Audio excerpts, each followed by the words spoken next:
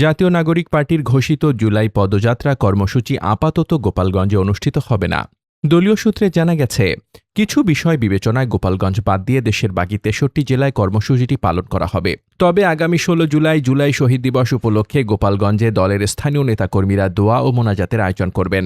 শনিবার সন্ধ্যায় রাজধানীর বাংলা মোটরে আয়োজিত এক সংবাদ সম্মেলনে এনসিপির উত্তরাঞ্চলীয় মুখ্য সংগঠক সার্জিস আলম প্রথমে 64 জেলাতেই জুলাই পদযাত্রা কর্মসূচি পালনের ঘোষণা দেন।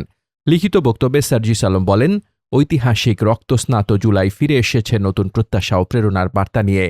হাজারো শহীদের আত্মত্যাগ এবং ছাত্র জনতার গণভ্যুত্থানের মধ্য দিয়ে অর্জিত নতুন গণতান্ত্রিক বাংলাদেশের ইতিহাসে জুলাই একটি অনন্য অধ্যায়।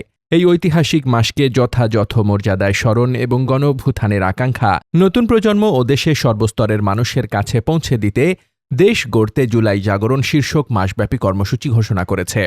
তিনি বলেন, এই কর্মসূচির অংশ হিসেবে এনসিপি দেশজুড়ে 64 জেলার 100টি উপজেলা ও পৌরসভায় গণভোট বাস্তবায়ন কর্মসংস্থান ও সীমান্ত সুরক্ষার দাবিতে জুলাই পদযাত্রা 2026 আয়োজন করতে যাচ্ছে, যা আগামী 6 জুলাই থেকে শুরু হবে। আগামী 6 জুলাই থেকে এনসিপির শীর্ষ নেতৃত্ব একই সঙ্গে উত্তরাঞ্চল ও দক্ষিণাঞ্চলে উক্ত পদযাত্রায় অংশগ্রহণ করবেন। তবে 1 ঘণ্টা পর গোপালগঞ্জ বাদ দিয়ে সংশোধিত কর্মসূচির তালিকা প্রকাশ করা হয়। এ বিষয়ে এনসিপির যুগ্ম আহ্বায়ক সারোয়ার তুষার বলেন, আমরা 16 জুলাই রংপুরে শহীদ আবু সাঈদের কবর জিয়ারত করতে যাব।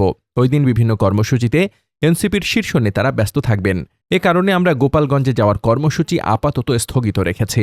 গত বছরের গোপালগঞ্জে এনসিপির নেতাদের ওপর হামলা হয়েছিল। এবার নিরাপত্তা শঙ্কার কারণে স্থগিত করেছেন কিনা এমন প্রশ্নের উত্তরে তিনি বলেন, নিরাপত্তার কোনো বিষয় নেই।